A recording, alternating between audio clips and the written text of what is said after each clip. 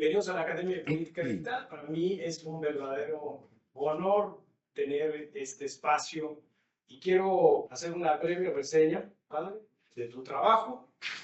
Eduardo García Flores es neurocirujano mexicano, una trayectoria que combina ciencia, vocación y compromiso con la salud. A lo largo de su carrera en el desarrollo de la cirugía, microcirugía, se ha especializado en epilepsia. Él nació el 27 de mayo de 1942 en Monterrey, Nuevo León, hijo del doctor Carlos García Rodríguez, Moralia Flores de Zúñiga, que en paz descanse. Y brevemente doy la formación médica. Él es doctor en medicina, magna cum laude de la Universidad Autónoma de Nuevo León, 1965, maestría en ciencias de la Universidad de Montreal, en Canadá, 1967. Y en neurocirugía se especializó en la Universidad de McGill en 1972. Hiciste tu primer internado rotatorio en St. Mary's Hospital en Montreal, investigador en el Departamento de Fisiología de la Universidad de Montreal, fundador del Centro Médico Osler en Monterrey. Con ustedes, un fuerte aplauso para él.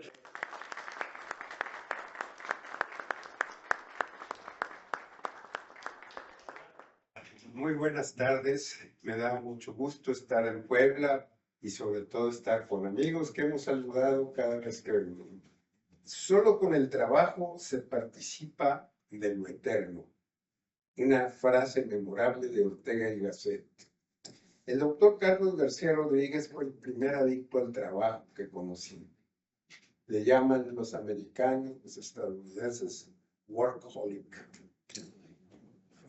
Nació en la ciudad de Veracruz en el año 1902 y estudió en la Escuela Nacional Preparatoria. En esa escuela fue condiscípulo de Rafael Fuentes, el padre de Carlos Fuentes.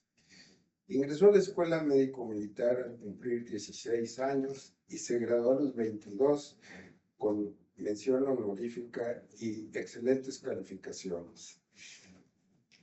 Él fue la tercera generación de la recientemente fundada Escuela Médico-Militar como una necesidad del país para producir sus propios médicos militares. Él tuvo una relación amistosa, cercana, con dos presidentes de México, Plutarco Elías Calles y Adolfo Ruiz Cortines. Perdón. Con Plutarco Elías Calles fue médico de las guardias presidenciales, lo que hoy es el Estado Mayor. El general Andrew Almazán fue recomendado por el presidente para que viniera al norte y le solicitó al presidente que necesitaba un buen médico.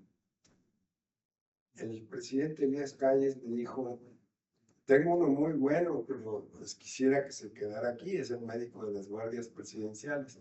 Total, el general Andrew Almazán lo convenció y mi padre llega a la ciudad de Monterrey en 1925. Ahí presenta el primer reto de su carrera. Estando él como director del Hospital Médico Militar en 1925 en Monterrey, le llaman de que había un soldado alemán que empezó a vomitar sangre.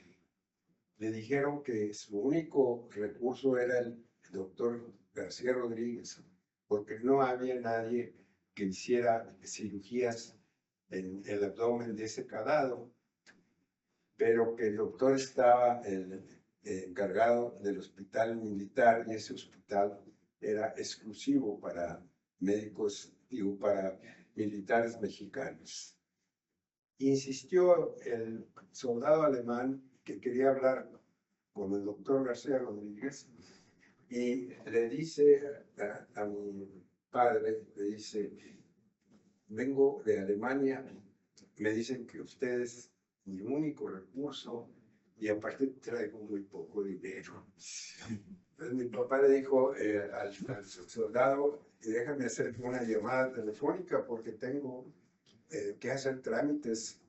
En el hospital militar, mi padre le hizo lo que se llamó una operación de Vitro II, en homonimia que provenía de de la expertise, de la maestría que el cirujano alemán Billroth había desarrollado, primero con la operación inicial Billroth 1, en donde quitaban la parte sangrante del estómago y lo conectaban directamente al duodeno. Los grupos sanguíneos que los descubrieron los doctores Landsteiner en 1934 todavía no eran parte del armamentario médico, así que las operaciones se tenían que hacer sin reemplazo de sangre y era un verdadero tour de force retirar medio estómago y hacer lo que llamamos a la estomosis, o sea, la riñón. Afortunadamente el paciente salió bien, regresa a Alemania y está del lado obviamente de los alemanes peleando. Y ya en una de las últimas batallas tiene un impacto de bala en el abdomen y entonces lo llevan a Wiesbaden, que era el hospital escuela de los alemanes, pero habiendo perdido la guerra, Wiesbaden era manejado por un cirujano estadounidense. A este soldado le practican exámenes por medio de contraste y encuentran el cirujano estadounidense que tenía una operación Billroth 2. Estamos hablando de 1946. Entonces el médico se asombró y le dice al soldado, ¿dónde, cuándo y quién te hizo esta operación? El soldado le dijo, 1926, en Monterrey, el doctor García Rodríguez. En esa época, Monterrey usaba los 250,000 habitantes, así que el conocimiento de Monterrey era localizado al sur de Estados Unidos y en México. Entonces el médico estadounidense solicitó un atlas geográfico para ubicar a Monterrey. Le traen el atlas geográfico y entonces, ya ubicado Monterrey y sabiendo que le habían hecho la operación Billroth 2 en 1926, exclamó, una gran operación por un gran médico en un pequeño lugar. Pasan los años y, como dije, regresa el soldado a Alemania y en una ocasión, estando la familia Clarion, don Eugenio y la señora Nifa Reyes Rotana, en el aeropuerto de Chipoy, se acerca un joven de unos 25 años y les dice, los oí hablar español. ¿De dónde son? Ya le dijo doña Nifa, somos de Monterrey. ¿Conocen ustedes al doctor García Rodríguez? Y se lo conocimos, pero ha fallecido. Sin embargo, tiene 2 hijos médicos, Carlos y Eduardo. Dígales, por favor, a uno de sus hijos que me mande un retrato del doctor García Rodríguez, porque yo estoy vivo gracias a eso. Pero no solo eso, él me inspiró a que yo fuera médico. Años después recibo yo, meses después, recibo yo una llamada de Berlín. Recuerden, entonces no había internet y todo se hacía por teléfono. Ya me dice, soy fulano de tal, el soldado que operó su papá y que le tengo gran respeto. El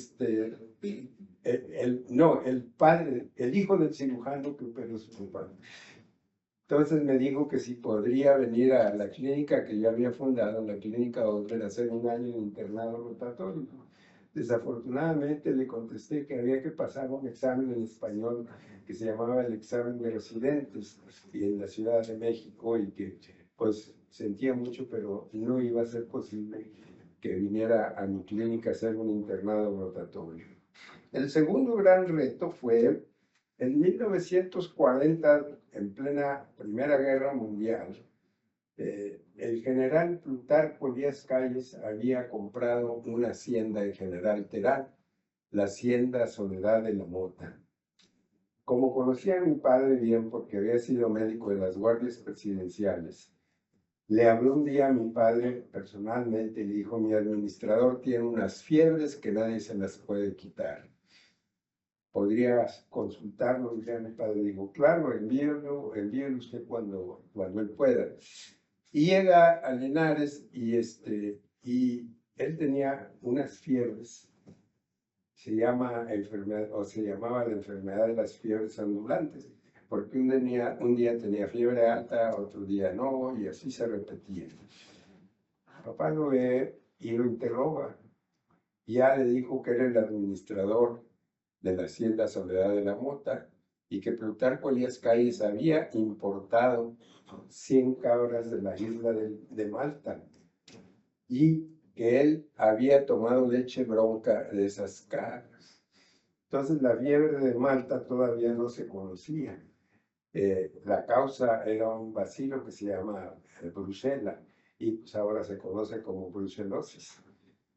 Papá en esa época tenía un contacto en Los Ángeles que tenía un laboratorio muy avanzado. Entonces toma una muestra médica, la manda a Los Ángeles estamos hablando de que había que mandarlas en una caja de hielo seco en el primer avión para que llegara a Los Ángeles, pero afortunadamente llegó bien. Le hacen las pruebas y el diagnóstico fue brucelosis. Entonces el doctor García Rodríguez diagnosticó el primer caso de brucelosis en México por esa relación que había con el presidente Calles, que quería en ese momento que atendiera a su administrador. El doctor García Rodríguez era lo que yo llamo una persona única en muchos aspectos. ¿Quién puede decir de su padre algo que no sea un poquito exagerado? Pues yo creo que todos en algún momento movemos un poquito la rayita y algo queda de la imaginación que se ayunta a la realidad. Pero en realidad lo que voy a contarles aquí es un aspecto que no es exagerado. En la época del doctor García Rodríguez, primaba todavía lo que es la medicina francesa. Estamos hablando de 1920, la medicina francesa llevaba la estafeta y entonces la medicina francesa empezó a ser desplazada por la medicina estadounidense y resulta que por ese motivo mi padre hablaba inglés y francés y a los 70 años yo lo vi en su biblioteca como autodidacta aprendiendo ruso. Ya tenía 70 años, ya hablaba 3 idiomas, pero lo que más me sorprendió fue que a los 4 meses estaba escribiendo el alfabeto cirílico, que era el alfabeto ruso. El monje Cirilo se lleva el alfabeto de Grecia, que era muy similar con ciertos cambios, y que sustituyó a un dialecto escandinavo que se llama Rus, de donde viene la palabra Rusia.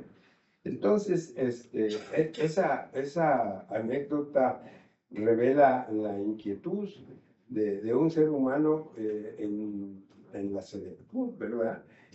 Por seguir aprendiendo.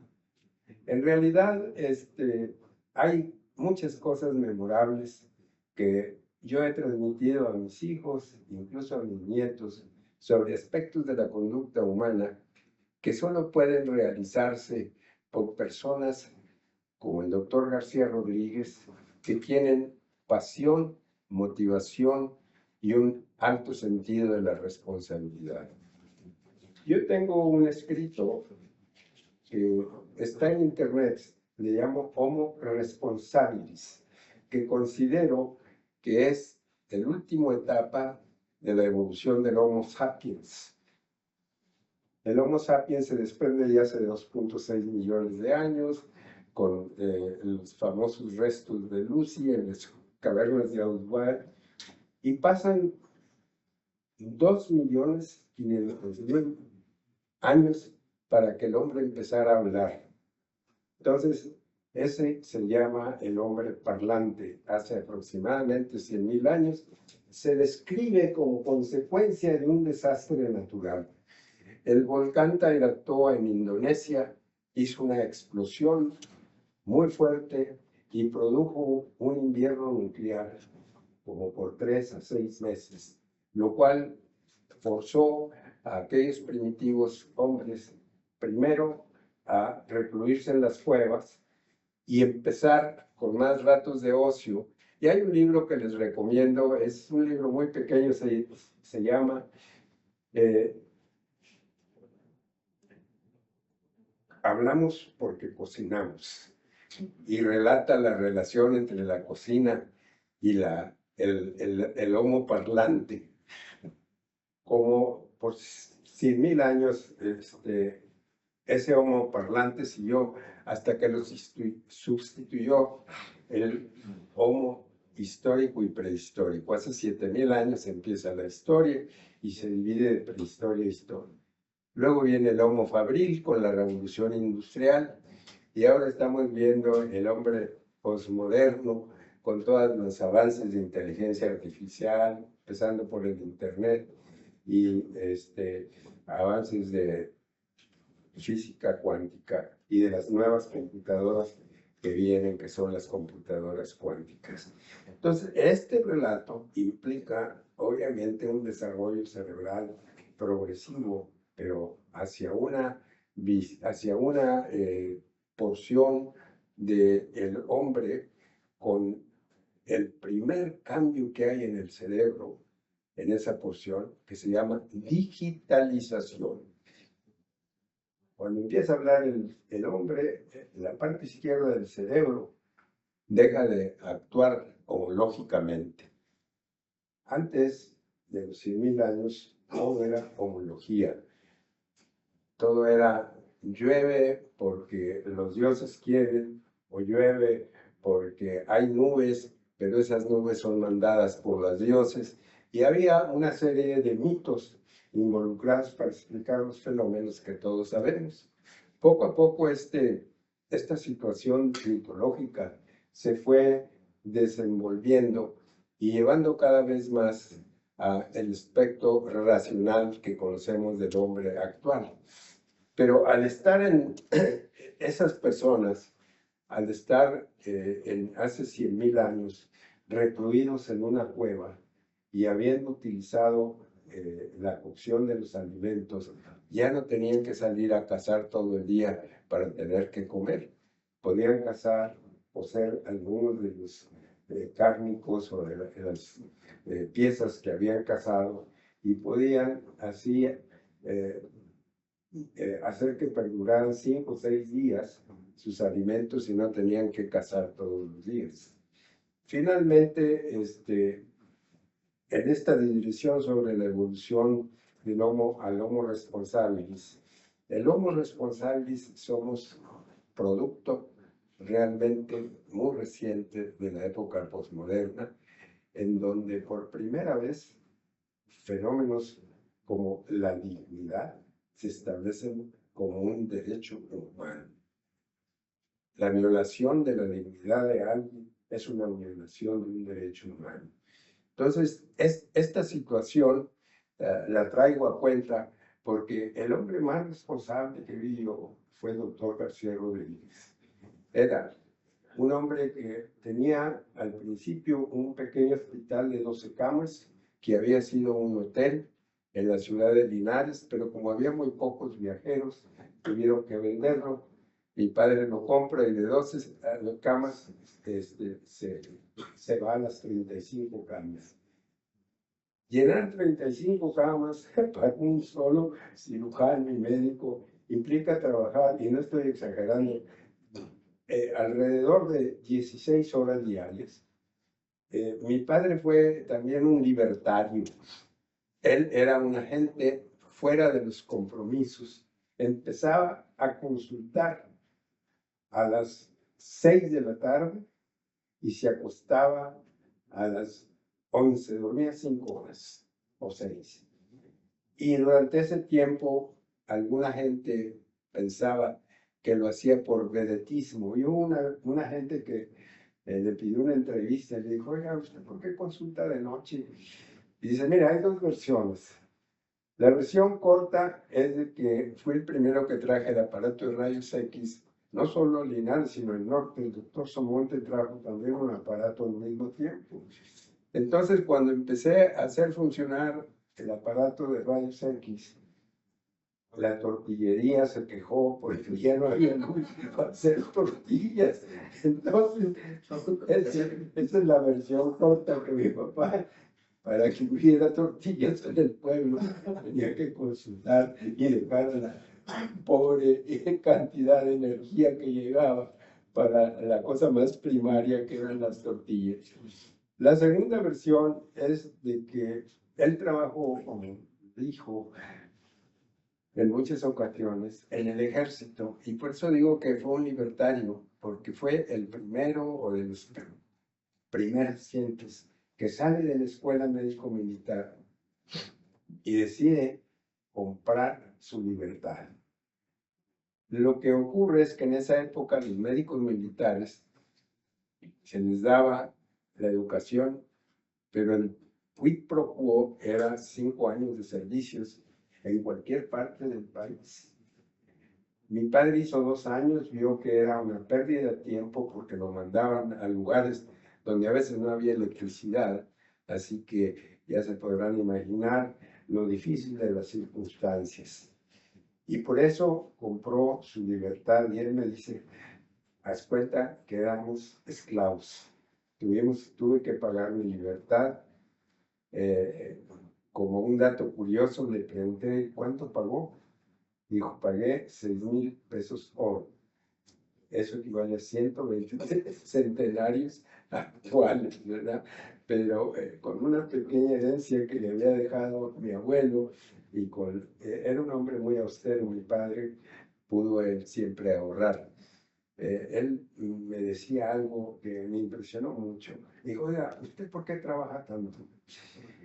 Me dijo así, dijo, le tengo gran temor a la pobreza, porque la he vivido, pero lo importante es de que antes de la pobreza, tu abuelo era una de las personas más ricas que había en Veracruz, dueño de la Moliendo Trapiche, Gallo Verde, dueño del aserradero Cruz Blanca y cerca de 50 casas de renta, y era el primer accionista, uno de los primeros del Banco de Veracruz.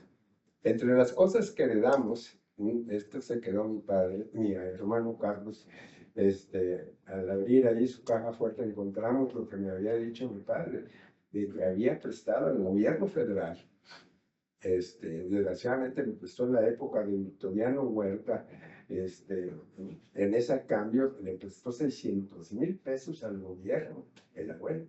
Viene la revolución, le quitan todo, mi abuelo se tiene que ir como polizón en un barco a Mobile, Alabama, autoexiliándose porque lo vinculaban a Victoriano Huerta y porque aparte lo hacían porfirista por el préstamo de 600,000 pesos. Entonces, después de estar unos cuantos años, 2 o 3 en Mobile, Alabama, empieza a rehacerse económicamente porque pone el primer sistema de estibadores motorizados. Antes descargaban los barcos a lomo de peón y de ahí pasaban a las carretas. Y el abuelo lo que hizo, mi abuelo lo que hizo fue consiguió los primeros forteles, quitó la parte de atrás y puso una tarima, y así pudo en Mobile, Alabama, rehacer un poco del dinero que había perdido, pero ahora como jefe de una flotilla de carros estibadores. Regreso a la parte de mi padre.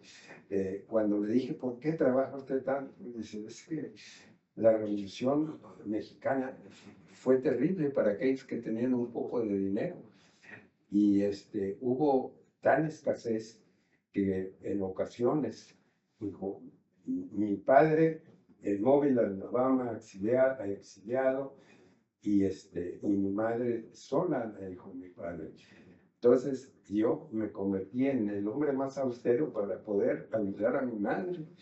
Y él siempre era lo que llamábamos, mi hermano Carlos y yo, un verdadero espartano. No había autoridad más grande que esa. Su primer viaje a Europa lo hizo a los 62 años, pudiéndolo haber hecho antes. Pero volviendo a los aspectos importantes del doctor García Rodríguez, yo diría que esa pasión que tuvo por la comunidad, esa entrega que tuvo por el pueblo linarense, que felizmente lo honró con la calle principal que se llama Doctor García Rodríguez y con una de las secundarias más grandes del sur del estado, que es la secundaria número 8, que se llama Doctor García Rodríguez. Entonces, por eso empecé con la frase de Ortega y Gasset: solo el trabajo te hace participar de lo eterno. Una de las cosas que más me impresionó de mi padre fue su capacidad para hacer operaciones de todo tipo sin tener entrenamiento. Estamos hablando de 1925, no había más que 2 o 3 especialidades: la ginecología, la obstetricia y la oftalmología. Él podía hacer operaciones de todas partes, del cráneo, de los ojos. Fue el primero que trajo el instrumental del doctor español Arruga, que todavía se usa para sacar las cataratas. La primera sierra que yo vi para abrir el cráneo fue la sierra de Martel, una sierra mecánica conectada a la luz y hacía girar un disco dentado para hacer la craniotomía. Este fue un invento del doctor Martel. El doctor Martel fue muy importante en la evolución de la neurocirugía. El doctor Martel fue uno de los 2 médicos que fueron llamados para ver a Stalin cuando tuvo su hemorragia cerebral. El otro doctor fue mi maestro y mi mentor, el doctor Wilder Penfield. Entonces, vuelvo yo al relato de mi padre, en donde salgo yo de la escuela de medicina y él me había dicho: bueno, ya eres médico, aquí tengo mi clínica, tu hermano es el cirujano, tú tienes que ser anestesista. Entonces yo ya tenía 22 años y le dije: ¿sabe qué? Yo no quiero ser anestesista, yo quiero ser neurocirujano. Acabo de leer en una pequeña revista que publicaba los laboratorios Andos la biografía del doctor Penfield y me voy a ir al nuevo. Bueno, te vas solo y dejas el cargo que te compre. Afortunadamente mi madre era una persona, como muchas madres, muy apegada a mí. Yo puedo decir, sin ruborizarme, que fue un mami's boy, ¿verdad? Mi mamá era algo grande para solucionarme los problemas. Sacó no sé de dónde $500, que eran muchos en 1969, y me lo dio y me llevó hasta Laredo con su hermano y me salí una noche como espía, que no quiere que lo vean. Me lleva con su cuñado a Laredo y de allí tomo el autobús y me lleva a Montreal. Me duró el viaje 48 horas, non-stop. Fue toda una hazaña. Llego a Montreal y ahí empiezo a hacer mis pininos en cirugía en el Hospital San Mervis. Y tengo una idea muy importante en ese momento de cómo los hospitales religiosos ayudaban realmente no solo a los pacientes, sino a los médicos principiantes. Mi padre definitivamente no le gustó la idea.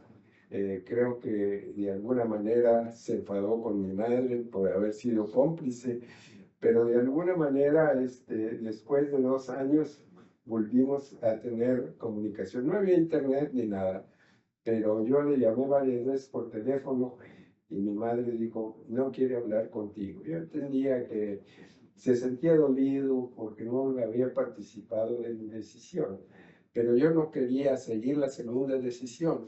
Yo fui médico porque mi padre me dijo, tu hermano es médico, tú tienes que ser médico, yo soy médico. Y no me arrepiento de eso. Ahorita ya somos 4 generaciones de médicos seguidas.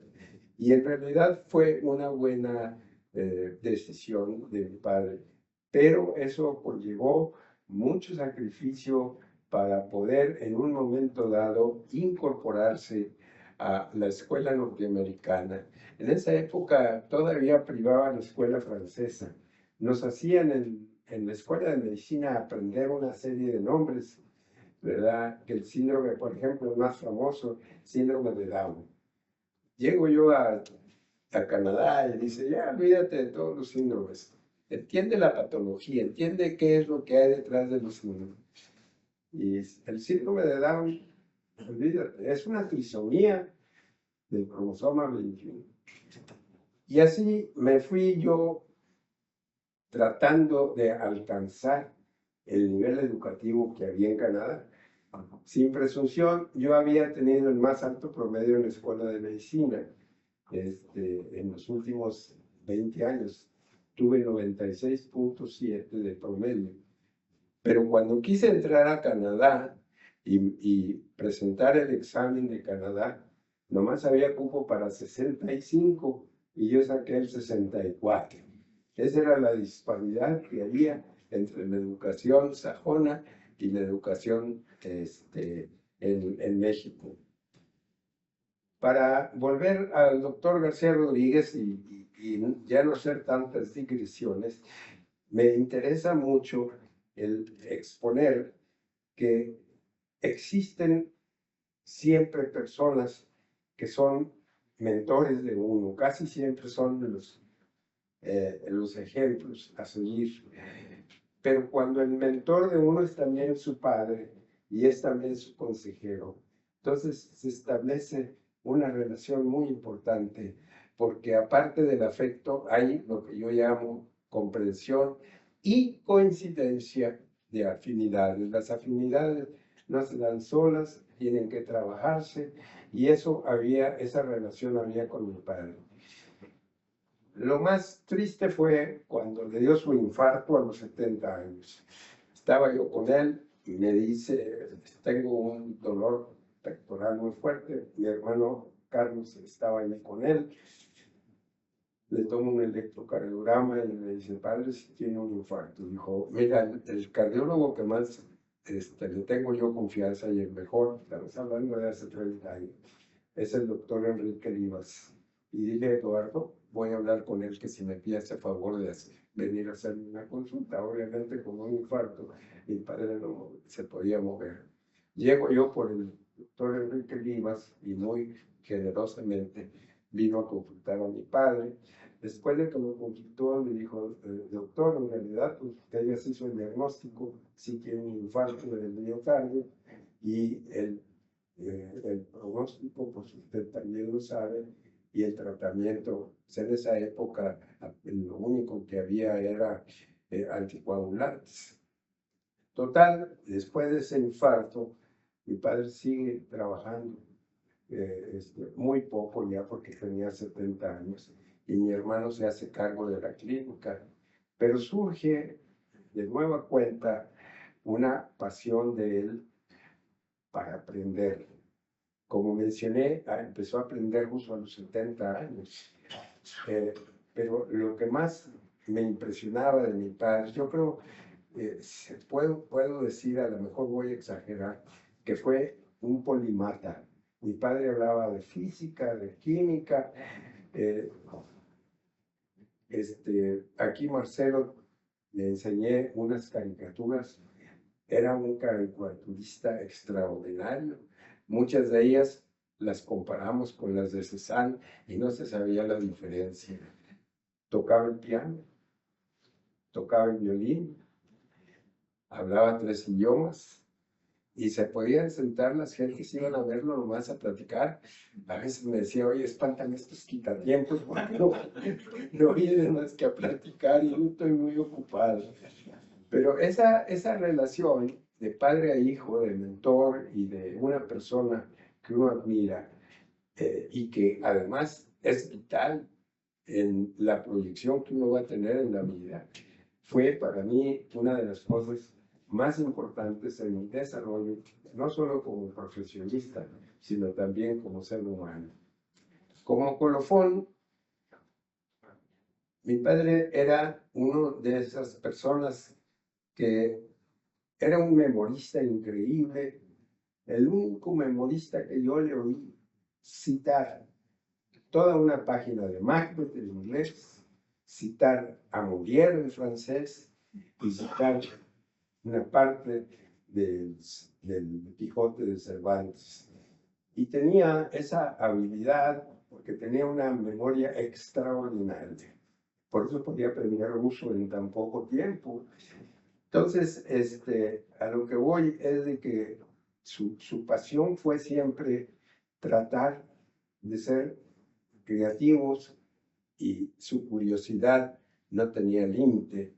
Y eso fue lo que yo creo que le ayudó durante mucho tiempo, a pesar del estrés que lleva la cirugía. Para concluir, 9 años después, de un segundo infarto, yo ya tenía mi clínica, tenía cuidados intensivos y lo tuve allí por 7 días. Y era una persona tan especial, ¿verdad? Que incluso en ese momento difícil del segundo infarto, me dice, a ver, hijo, acércate.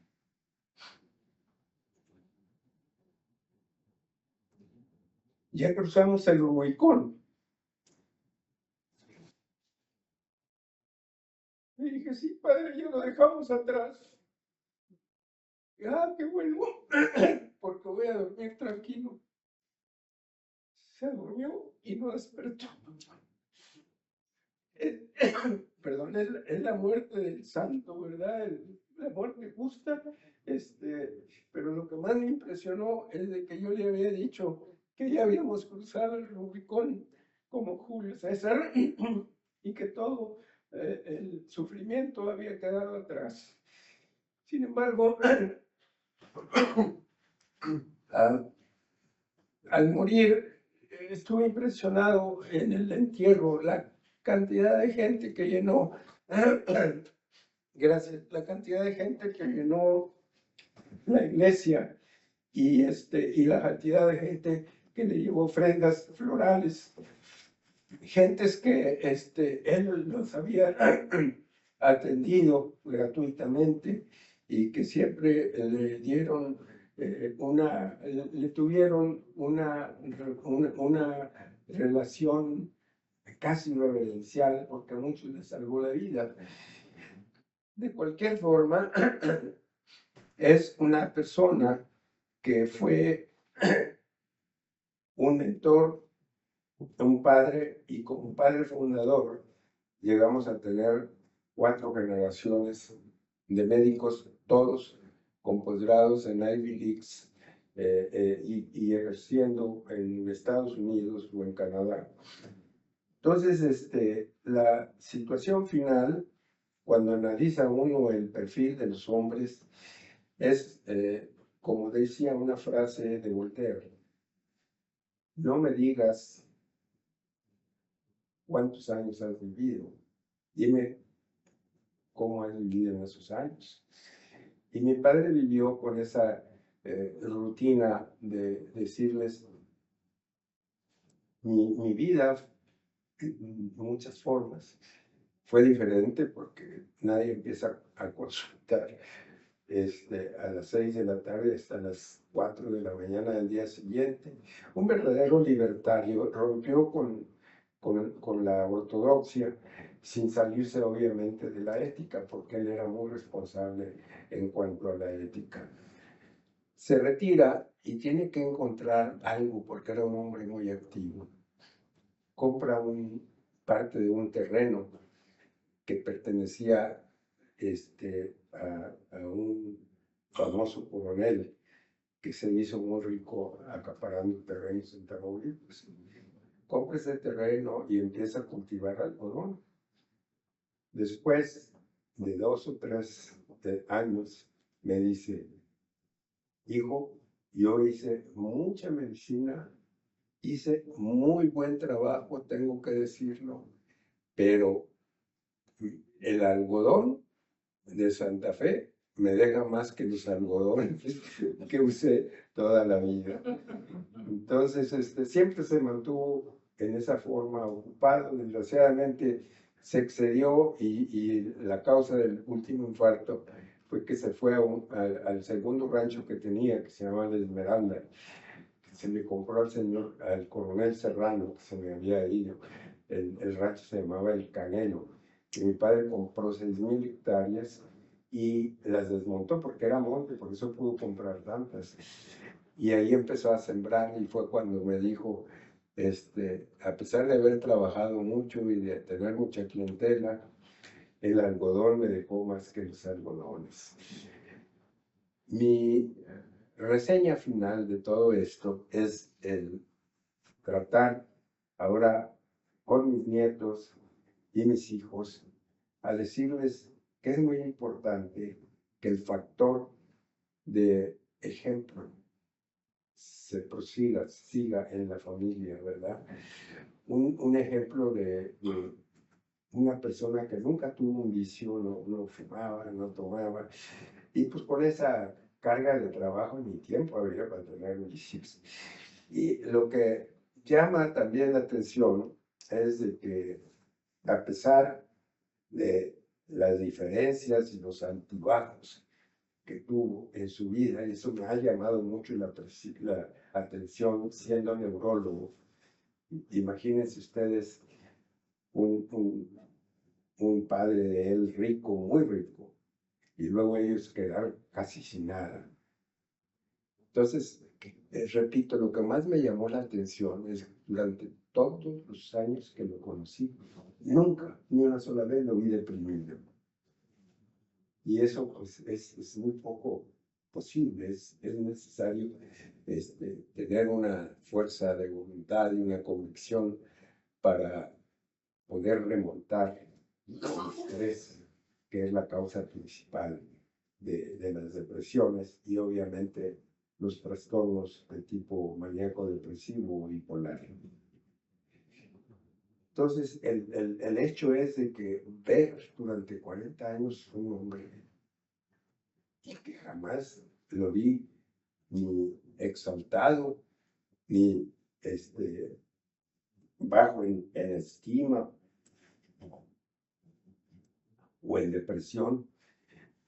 Su vida fue realmente un status quo de salud mental, salud física, porque le gustaba hacer ejercicio. Ya de grande hacía poco, pero durante sus primeros años, saliendo de la escuela médico-militar, tenía 2 pasiones.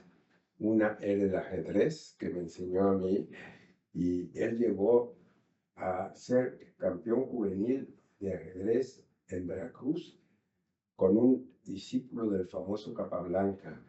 A los 17 años lo derrotó mi papá en un juego internacional de buena voluntad, porque Capablanca estaba en Cuba y el discípulo también, y lo derrotó en ese famoso juego de ajedrez. Decía que son 2 cosas. El ajedrez le motivaba mucho y la otra cosa es la música. Siempre que lo veía en su biblioteca, que era una biblioteca muy grande, que nos la repartimos mi hermano y yo, cada uno con 5,000 libros. Lo veía yo y estaba él escuchando una melodía y siempre con esa situación de equilibrio que sinceramente no me recuerdo haber visto, a pesar de haber visto miles de pacientes. Claro, como son pacientes, no pueden estar muchos de ellos equilibrados, pero hay unos que no tienen por qué estar deprimidos porque vienen por problemas de ciática u otros problemas. Y es muy fácil caer en una depresión. Voy a terminar con algo que pudiera ser a la vez jocoso, pero también informativo. Yo tuve la fortuna de estudiar y tener dos mentores únicos. Hans Selye, el autor del síndrome del estrés, y Wilder Penfield, el Cristóbal Colón del cerebro. Fue el que hizo el primer mapa de la corteza cerebral. Lo jocoso es de que cuando Hans Selye estaba en la Universidad de Montreal y estaba haciendo mi PhD en neurofisiología, decía, vamos a ver rápidamente, en una síntesis, lo que es el estrés. Dice, el estrés, como la palabra lo dice, es una sobrecarga. Entonces esa sobrecarga viene de lo que yo he llamado alarmógenos, cosas que nos afectan, cosas que nos producen angustia, y esos alarmógenos, decía, hay que evitarlos. Y si el alarmógeno es una suegra que vive contigo, las suegras pueden ser alarmógenos, ¿verdad? Finalmente, yo le agradezco mucho a Marcelo que me haya invitado y sobre todo tener la extraordinaria posibilidad de compartir con ustedes aspectos de la vida de un hombre ejemplar de muchas maneras. Y sobre todo venir a Puebla, que para mí es la capital gastronómica de México. Y los chiles en nogada, el pescado a la sal y el mole poblano no tienen paralelo. Entonces me voy con una gran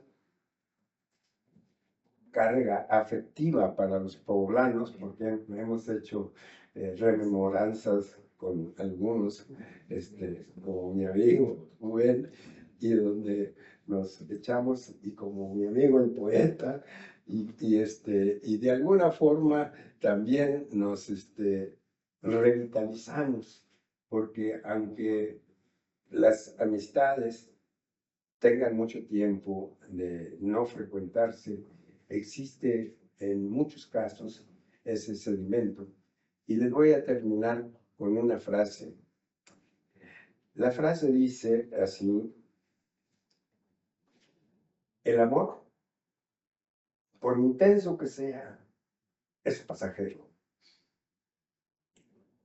La virtud, por mucha que sea, no es perenne. Lo que sí es perenne es el hilo de la amistad. Y sobre todo cuando uno cultiva ese hilo de la amistad, ¿verdad? Entonces yo estoy realmente muy agradecido de que Marcelo me haya invitado, de compartir estos datos tan especiales que desgraciadamente, emotivamente me quebraron un poquito, porque hay cosas que no puede uno reprimir cuando hace menciones de las gentes que uno ha querido mucho y que han sido sus héroes. Muchas gracias.